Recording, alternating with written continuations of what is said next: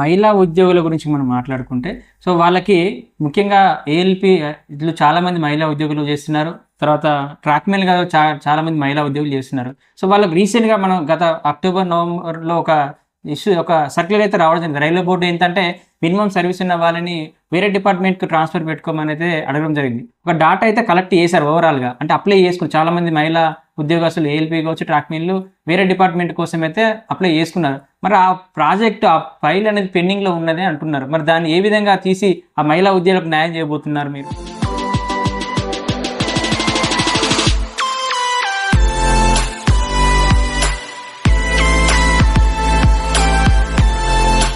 రైల్వేలో మొట్టమొదట only office స్టాఫ్లో రైల్వేలో ఆడవాళ్ళు ఉండేవాళ్ళు. అవును sir. They ban on recruitment of ladies in all departments. అవును. ఓపెన్ లైన్ లేకుండేది. లేదు.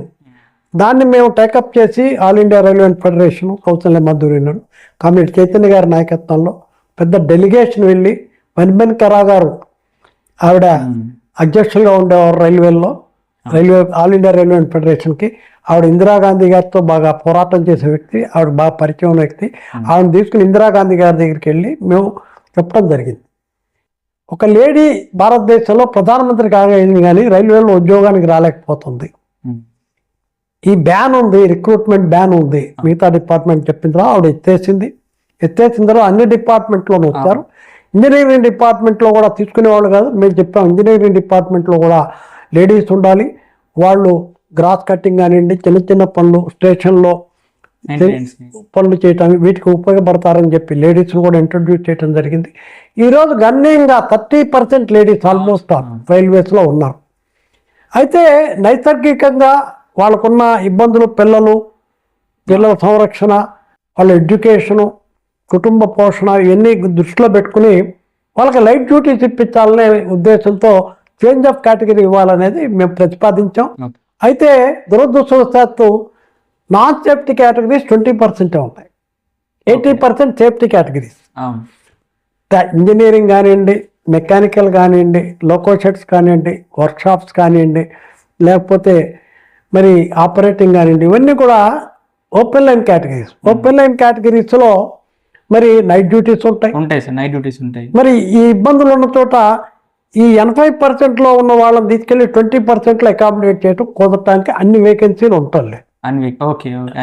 అందులో ఇయర్లీ ఇప్పుడున్న ఎకనామిక్ పాలసీల్లో ఉద్యోగాలు తగ్గిస్తున్నారు.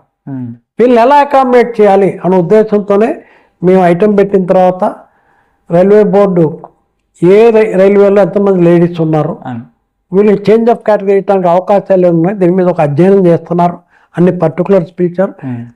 మా ఉద్దేశం 1% 2% ఎవరీ ఇయర్, 5% లేడీస్ని వేరే కేటగిరీస్కి రిక్రూట్మెంట్ ఉన్నప్పుడల్లా వీళ్ళని నాన్ ఓపెన్ లైన్ వాటికి మిలిటరీ స్టాఫ్ కానివ్వండి, ఈ చిన్న చిన్న టికెట్ కలెక్టర్లు, కమర్షియల్ కొన్ని నాన్ సేఫ్టీ కేటగిరీస్కి వీళ్ళని ట్రాన్స్ఫర్ చేయాలని తప్పకుండా జరుగుతున్నది. ఇదివరకు కూడా 1-2 కేసుల్లో ఇబ్బందులు ఉన్న చోట మేము చేంజ్ ఆఫ్ కేటగిరీ ఇప్పించాం. కానీ ఇక్కడ టెక్నికల్గా ఒక బోర్డే డెసిషన్ తీసుకోవాలనే ఉద్దేశంతో దీన్ని బోర్డు దాకా తీసుకెళ్ళాం. త్వరలోనే దాని మీద కూడా ఒక డెసిషన్ వస్తుంది. Thank you sir.